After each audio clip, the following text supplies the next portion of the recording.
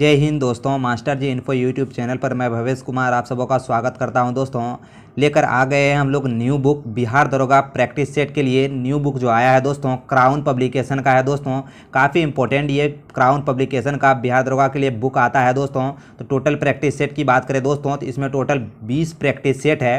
20 practice set हम लोग practice set bye set करने वाले हैं। इससे पहले आप लोगों के लिए जीनियस पब्लिकेशन का बिहार दरोगा के लिए सेट नंबर 1 और सेट नंबर 2 करवा दिया गया है। अगर आप लोगों ने नहीं देखा है दोस्तों डिस्क्रिप्शन बॉक्स में लिंक दे दिया गया है, वहां जाकर आप देख सकते हैं। ये जो टोटल 20 प्रैक्टिस सेट है दोस्तों उसमें आज हम लोग पहला प्रैक्टिस सेट सॉल्व करेंगे। ये संपूर्ण व्याख्यात्मक हल सहित है। विगत वर्ष के हल प्रश्न पत्र भी इसमें सम्मिलित हैं और केंद्र बजट 2023-24 भी इसमें शामिल है। तो चलिए दोस्तों स्टार्ट करते हैं आज का वीडियो। पहला प्रैक्टिस सेट स्टार्ट करने से पहले अगर आप हमारे चैनल पर नए हैं दोस्तों तो एक रिक्वेस्ट है कि चैनल को सब्सक्राइब कर लीजिएगा और इस क्लास का पीडीएफ पाने के लिए 100 लाइक का टारगेट है दोस्तों। 100 लाइक जल्दी से अपने दोस्तों के बीच इस क्लास को शेयर कीजिएगा। आपको पीडीएफ जो है डिस्क्रिप्शन बॉक्स और टेलीग्राम चैनल के लिंक पर मिल जाएगा। तो चलिए दोस्तों पहला प्रश्न का आंसर देने का प्रयास कीजिएगा। महाभारत मूलतः किस रूप में जानी जाती है? महाभारत का अन्य नाम भी पूछा जा रहा है दोस्तों।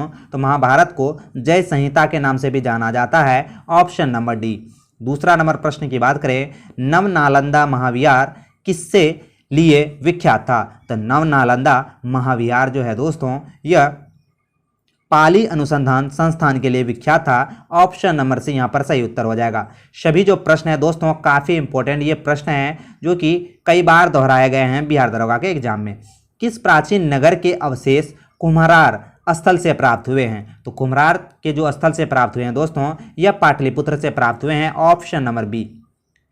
अगला प्रश्न की बात करें, ईश्वर केवल मनुष्य के सद्गुण को पहचानता है तथा उसकी जाति नहीं पूछता। आगामी दुनिया में कोई जाति नहीं होगी। यह सिद्धांत किस भक्ति संत द्वारा प्रतिपादित किया गया था? तो यह सिद्धांत जो है गुरु नानक द्वारा दिया गया है। बात करें दोस्तों गुरु नानक जो है सिख गुरुओं के प्रथम गुरु थे। ठीक है, ये हमें याद रखना है।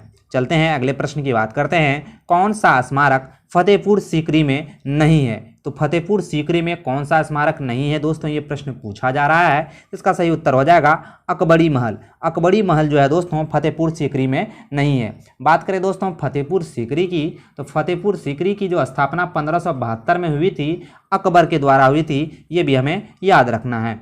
अगला प्रश्न है, पटना में किस सिख गुरु का जन्म हुआ था? तो पटना में किस सिख गुरु का जन्म हुआ था? तो सिख गुरुओं के 10वें गुरु गोविंद सिंह का जन्म पटना में हुआ था। बात करें इनका जो है जन्म 22 दिसंबर 1666 में पटना में हुआ था। 1708 में इनकी मृत्यु नादेर में हो गई थी। ये भी हमें याद रखना है।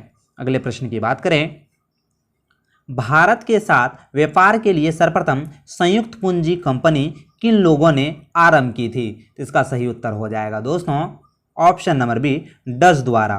ठीक है, अगला प्रश्न है, लॉर्ड मैकाले किससे संबंधित है? लॉर्ड मैकाले जो हैं ये संबंधित है अंग्रेजी शिक्षा से। Option number C. अगले प्रश्न की बात करें, 1929 में नागपुर में संपन्न all India trade union Congress की अध्यक्षता किसने की थी? काफ़ी चर्चित ये प्रश्न है दोस्तों। तो जवाहरलाल नेहरू द्वारा इसकी अध्यक्षता की गई थी 1929 के नागपुर अधिवेशन में। अगला प्रश्न है, निम्नलिखित में से किसने गांधी जी के आंदोलन को राजनीतिक फिरौती कहा था? तो गांधी जी के आंदोलन को राजनीतिक फिरौती लॉर्ड लिंथिंगो द्वारा कहा गया था। Option number C. अगला प्रश्न है, निम्नलिखित नगरों में कौन कर्क रेखा से निकटतम दूरी पर स्थित है? तो कर्क रेखा से निकटतम दूरी पर स्थित है गांधीनगर जो कि गुजरात का जगह है। अगला प्रश्न है, दक्षिण भारत की सबसे ऊंची चोटी कौन सी है? तो दक्षिण भारत की सबसे ऊंची चोटी अनायमुदी है। Option number A. अगला प्रश्न है, पाट अंचल कहाँ अवस्थित है? तो ये पाट अंचल जो है दोस्तों यह अवस्थित है झारखंड में। अगले प्रश्न की बात करें, इनमें गंगा की कौन सी सहायक नदी उत्तर वाहिनी है? तो गंगा की कौन सी नदी उत्तर वाहिनी है? तो ये सोन नदी हो जाएगा। Option number C. अगला प्रश्न है, भारतीय मानसून मौसमी विस्थापन से इंगित है जिसका कारण क्या है? तो इसका कारण स्थल तथा समुद्र का विभेदी तपन है। Option number A. अगला प्रश्न है सारण सिंचाई नहर कहाँ से निकलता है? तो सारण जो सिंचाई नहर है यह गंडक नदी से निकलता है, यह गंडक नदी से पानी प्राप्त करता है।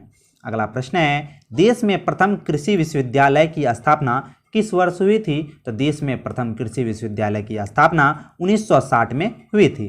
भारत में एकमात्र राज्य जो केसर के उत्पादन के लिए प्रसिद्ध है दोस्तों, तो यह जम्मू कश्मीर हो जाएगा।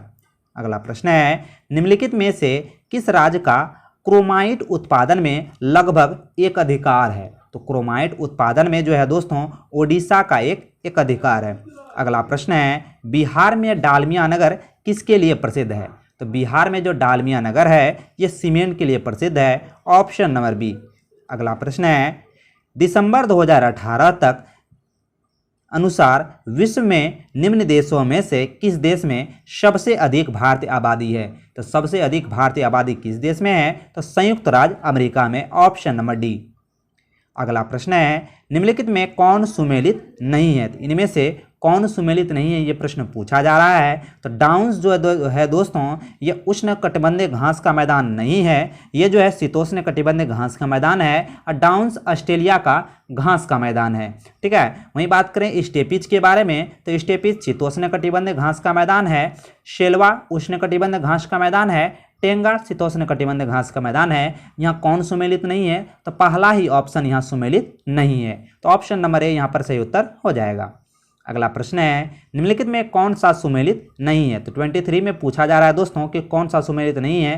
तो देख सकते हैं चीन की जो है राजधानी यहाँ पर जो है शंघाई नहीं होगा, चीन की राजधानी बीजिंग हो जाएगा, तो पहला ही यहाँ सुमेलित नहीं है। जबकि कनाडा की राजधानी ओटावा है, ऑस्ट्रेलिया की राजधानी कैनबरा है, रूस की राजधानी मॉस्को है। ठीक है, तो ऑप्शन नंबर ए इसका सही उत्तर हो जाएगा।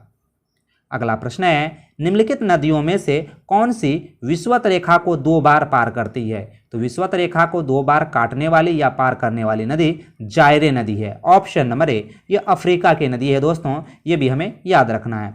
अगला प्रश्न है 25 नंबर प्रश्न निम्नलिखित में से किस अधिनियम में कलकत्ता में सर्वोच्च न्यायालय की स्थापना का प्रावधान किया गया था? तो इसका सही उत्तर हो जाएगा रेगुलेटिंग एक्ट 1773। रेगुलेटिंग एक्ट 1773 द्वारा कलकत्ता में सर्वप्रथम सर्वोच्च न्यायालय की स्थापना की गई थी। अगले प्रश्न की बात करें भारतीय संविधान की प्रस्तावना में निम्नलिखित में से किस स्वतंत्रता का वर्णन नहीं है? तो कौन सी स्वतंत्रता का वर्णन नहीं है दोस्तों? तो आर्थिक स्वतंत्रता का वर्णन नहीं है, ऑप्शन नंबर डी। अगला प्रश्न है राष्ट्रपति भवन के डिजाइन किया गया था। तो राष्ट्रपति भवन का जो डिजाइन तैयार किया था दोस्तों ये एडविन लुटियस द्वारा तैयार किया गया था, ऑप्शन नंबर सी। अगला प्रश्न है भारत में लोकसभा का यानी कि स्पीकर यानी कि अध्यक्ष कैसे मनोनीत होता है? तो 28 का जो सही उत्तर हो जाएगा यह चयनित किया जाता है, ऑप्शन नंबर बी। अगला प्रश्न है निम्नलिखित में से किस समिति में राज्यसभा का प्रतिनिधित्व नहीं होता है? तो राज्यसभा का प्रतिनिधित्व किस समिति में नहीं होता है? इसका सही उत्तर हो जाएगा आकलन समिति में।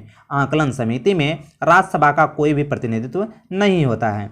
अगला प्रश्न है PIL क्या है? तो PIL का यहाँ पर फुल फॉर्म पूछा जा रहा है। तो PIL का फुल फॉर्म होता है public interest litigation, option number A यहाँ पर सही उत्तर हो जाएगा।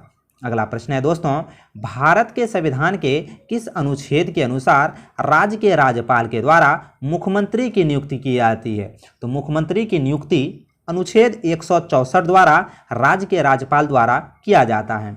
अगले प्रश्न की बात करें वित्त आयोग का मुख्य कार्य क्या है? वित्त आयोग का मुख्य कार्य केंद्रीय करों में राज्यों के भाग तथा केंद्रों के द्वारा राज्यों के लिए दी जाने वाली वित्तीय सहायता के सिद्धांत का निर्धारण करना है, तो ऑप्शन नंबर ए यहाँ पर सही उत्तर हो जाएगा। अगले प्रश्न की बात करें दोस्तों निम्न में कौन सा चुनाव निर्वाचन आयोग द्वारा संपादित नहीं किया जाता है? तो कौन सा चुनाव निर्वाचन आयोग द्वारा संपादित नहीं किया जाता है? तो 33 का जो राइट आंसर होगा दोस्तों यह हो जाएगा स्थानीय निकायों का चुनाव।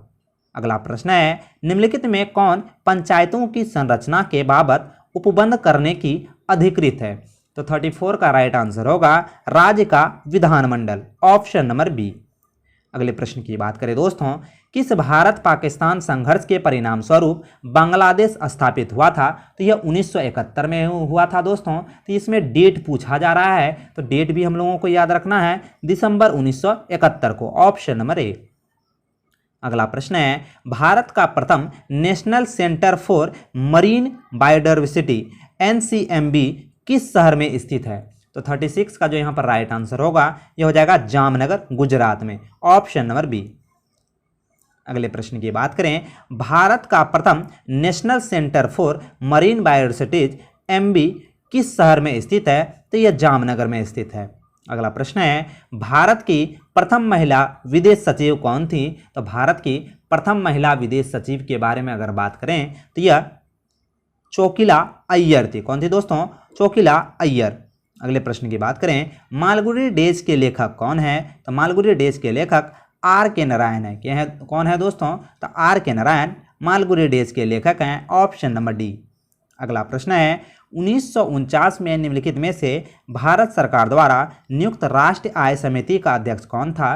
तो राष्ट्रीय आय समिति का यहाँ पर अध्यक्ष हो जाएंगे PC महालोबिन्स, ऑप्शन नंबर सी।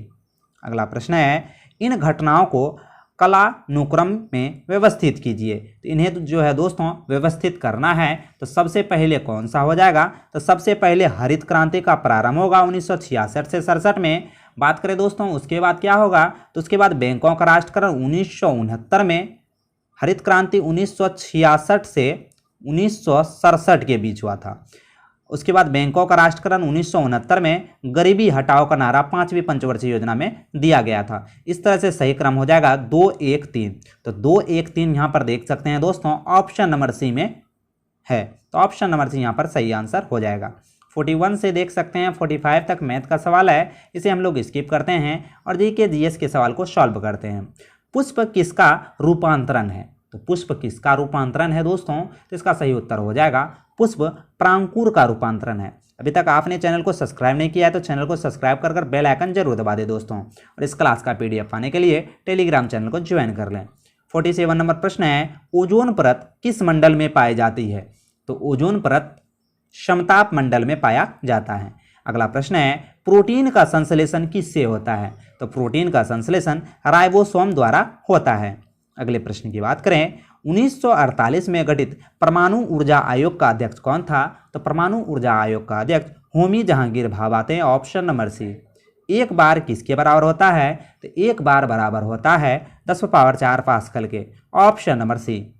अगले प्रश्न की बात करें, जी का यूनिट क्या होता है? तो जी का यूनिट होता है newton metre square by kg square, option number C. अगला प्रश्न है, ध्वनि का वेग अधिकतम होता है? तो ध्वनि का वेग अधिकतम होगा ठोस में। ठोस यहाँ पर देख सकते हैं दोस्तों स्टील है, इसलिए ऑप्शन नंबर से यहाँ पर सही उत्तर हो जाएगा। निर्वात में ध्वनि का वेग नगण्य होता है, नहीं होता है। अगला प्रश्न है, विक्रम साराभाई स्पेस सेंटर कहाँ स्थित है? तो विक्रम साराभाई स्पेस सेंटर तिरुवनंतपुरम में स्थित है, ऑप्शन नंबर ए। अगला प्रश्न है, सबसे बड़ा फूल कौन सा है? तो सबसे बड़ा फूल रिफ्लेसिया है और सबसे छोटा फूल वुलोफिया है। ठीक है, ये दोनों प्रश्न हम लोगों को याद रखना है। RNA का मुख्य कार्य क्या है? तो RNA का मुख्य कार्य है प्रोटीन का संश्लेषण करना। RNA का मुख्य कार्य प्रोटीन का संश्लेषण करना है। कोशिका में ऊर्जा संचित रहती है, तो कोशिका में ऊर्जा संचित रहती है ATP के रूप में। ATP को ऊर्जा का सिक्का भी कहा जाता है। तो कोशिका में ऊर्जा कहाँ संचित रहती है? तो ATP के रूप में संचित रहती है। अगला प्रश्न है, मानव शरीर में जल की मात्रा होती है? तो मानव शरीर में जल की मात्रा 60% होती है। ठीक है, ऑप्शन नंबर डी। अगले प्रश्न की बात करें दोस्तों, परमाणु बम किस अभिक्रिया पर आधारित होता है? तो परमाणु बम नाभिक के विखंडन पर आधारित होता है, ऑप्शन नंबर डी। परमाणु बम नाभिक के विखंडन पर आधारित होता है, वहीं हाइड्रोजन बम नाभिक के संलयन पर आधारित होता है। अगला प्रश्न है दोस्तों, भारत का पहला परमाणु रिएक्टर अप्सरा कहाँ स्थित है? तो भारत का पहला परमाणु रिएक्टर अप्सरा ट्रॉम्बे में स्थित है, ऑप्शन नंबर ए। अगले प्रश्न की बात करें, मलेरिया रोग प्रभावित करता है? तो मलेरिया रोग प्लीहा या तिल्ली को प्रभावित करता है, ऑप्शन नंबर सी। मलेरिया रोग मादा एनोफ्लीज मच्छर के काटने से होता है। अगले प्रश्न की बात करें, सूची 1 और सूची 2 को मिलाना है दोस्तों। 61 में सूची 1 और सूची 2 को मिलाते हैं हम लोग। सबसे पहले स्टेथोस्कोप है, तो स्टेथोस्कोप का कार्य क्या है दोस्तों? तो स्टेथोस्कोप का यहाँ पर अगर कार्य पूछे तो यह हो जाएगा हृदय की ध्वनि सुनने के लिए। स्टेथोस्कोप डॉक्टर द्वारा लगाया जाता है दोस्तों हृदय की गति या हृदय की ध्वनि सुनने के लिए। स्पेग्नोमैनोमीटर का कार्य है दोस्तों रक्तचाप मापना। क्या है? रक्तचाप मापना। स्पेग्नोमीटर का कार्य रक्तचाप मापते हैं या रक्तदाब मापते हैं। केरिटोमीटर का कार्य क्या है? तो केरिटोमीटर का कार्य है सोने की शुद्धता मापना। केरिटोमीटर का कार्य सोने की शुद्धता मापना। वहीं लक्सीमीटर का कार्य होता है प्रकाश की तीव्रता मापना। ठीक है, चलते हैं अगले प्रश्न की हम लोग बात करते हैं दोस्तों। वायुमंडलीय वायु में नाइट्रोजन लगभग कितने प्रतिशत होता है? तो 62 का राइट आंसर हो जाएगा 78 से 79%, ऑप्शन नंबर डी। अगले प्रश्न की बात करें, सूची 1 और सूची 2 को मिलाना है दोस्तों। एक तरफ थोथा दिया गया है, एक तरफ उसका रासायनिक नाम दिया गया है। तो 63 को हम लोग मिला लेते हैं। नीला थोथा किसे कहते हैं? तो कॉपर सल्फेट को नीला थोथा कहते हैं। वहीं बात करें एप्सम साल्ट किसे कहते हैं? तो एप्सम साल्ट मैग्नीशियम सल्फेट को कहा जाता है। बेकिंग सोडा किसे कहते हैं? तो बेकिंग सोडा जो कहा जाता है दोस्तों सोडियम बाइकार्बोनेट को कहा जाता है। कास्टिक सोडा किसे कहते हैं? तो सोडियम हाइड्रोक्साइड को कास्टिंग सोडा कहा जाता है। वीडियो को पॉज करके 1 से 2 बार जरूर इसे याद कर लें, काफ़ी बार यह एग्जाम में पूछा जाने वाला प्रश्न है। 64 नंबर प्रश्न है, पल्लवमान जीन यानी कि जंपिंग जीन का सिद्धांत का प्रतिपादन किसने किया था? तो जंपिंग जीन के सिद्धांत का प्रतिपादन बारबरा मैक्लिंटोक द्वारा किया गया था। बारबरा मैक्लिंटोक द्वारा जंपिंग जीन का सिद्धांत का प्रतिपादन किया गया था। अगला प्रश्न है, रुधिर के प्लाज्मा में निम्नलिखित में से किसके द्वारा एंटीबॉडी निर्मित होता है? तो एंटीबॉडी निर्मित होता है लिम्फोसाइट द्वारा। ठीक है, ऑप्शन नंबर बी। अगले प्रश्न की बात करें, अल्पसंख्यक मामलों के मंत्रालय का अतिरिक्त प्रभार निम्न में से किसे दिया गया है? तो 66 का जो यहाँ पर राइट आंसर होगा ये हो जाएगा स्मृति ईरानी को, ऑप्शन नंबर ए। अगला प्रश्न है, हाल ही में किस देश द्वारा ब्रह्मांड में डार्क मैटर का पता लगाने हेतु लग्जम जेल्पिम नामक अत्यधिक संवेदनशील प्रयोग किया गया था? तो 67 का राइट आंसर होगा अमेरिका में, ऑप्शन नंबर बी। अगले प्रश्न की बात करें, विश्व युवा कौशल दिवस कब मनाया जाता है? तो विश्व युवा कौशल दिवस 15 जुलाई को मनाया जाता है। अगला प्रश्न है, हर साल अंतर्राष्ट्रीय बाघ दिवस कब मनाया जाता है? तो हर साल अंतर्राष्ट्रीय बाघ दिवस 29 जुलाई को मनाया जाता है। इंटरनेशनल टाइगर डे 29 जुलाई को मनाया जाता है। मिलेट रोगी का वैज्ञानिक नाम क्या है? मिलेट यानी कि रागी, रागी का वैज्ञानिक नाम पूछा जा रहा है, तो इसका सही उत्तर हो जाएगा सोरगम। क्या हो जाएगा दोस्तों? Sorghum, option number D. अगला प्रश्न है, कौन सा राज्य फैमिली डॉक्टर पायलट प्रोजेक्ट से जुड़ा हुआ है? तो इसका सही उत्तर हो जाएगा Andhra Pradesh family doctor pilot project से जुड़ा हुआ है। अगले प्रश्न की बात करें, किस राज्य की खगोलीय वेधशाला को यूनेस्को की महत्वपूर्ण संकटग्रस्त विरासत वेधशालाओं की सूची में शामिल किया गया है? तो 72 का राइट आंसर हो जाएगा बिहार, ऑप्शन नंबर सी। अगले प्रश्न की बात करें, विश्व का सबसे बड़ा तैरता सौर ऊर्जा संयंत्र किस राज्य में बनाया गया है? तो 73 का राइट आंसर हो जाएगा मध्य प्रदेश में विश्व का सबसे बड़ा तैरता हुआ सौर ऊर्जा प्लांट बनाया गया है।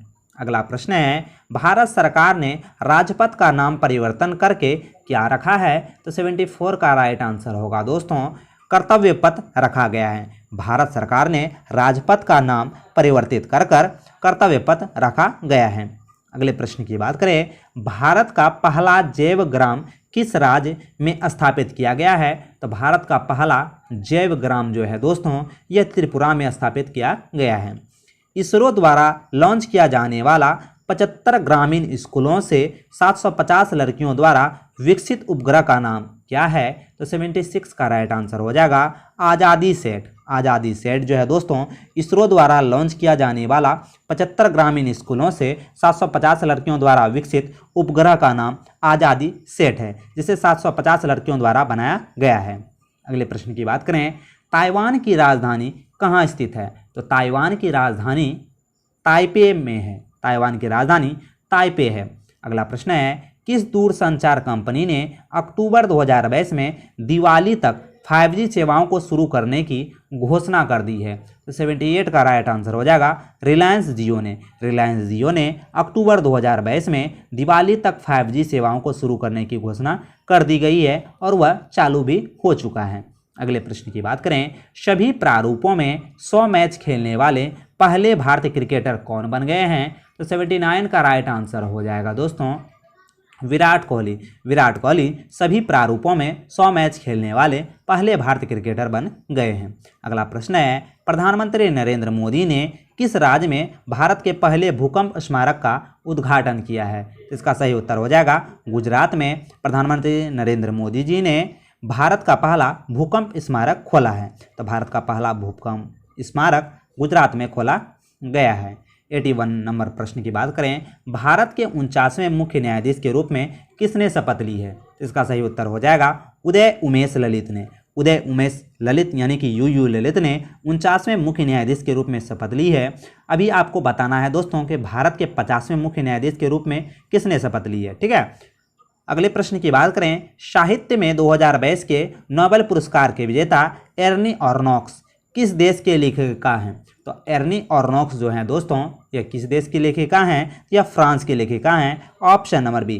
अगले प्रश्न की बात करें, हाल के सरकारी आंकड़ों के अनुसार 2020 में किस राज्य में लड़के और लड़कियों के बीच शिशु मृत्यु दर में सबसे अधिक अंतर पाया गया है?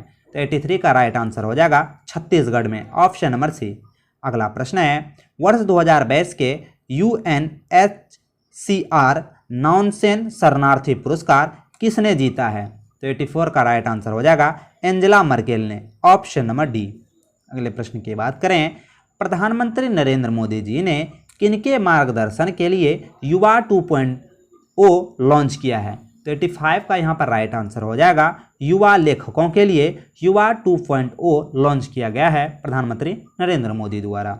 विश्व सांख्यिकी दिवस कब मनाया जाता है? तो विश्व सांख्यिकी दिवस के बारे में अगर बात करें तो यह 20 अक्टूबर को मनाया जाता है, ऑप्शन नंबर डी।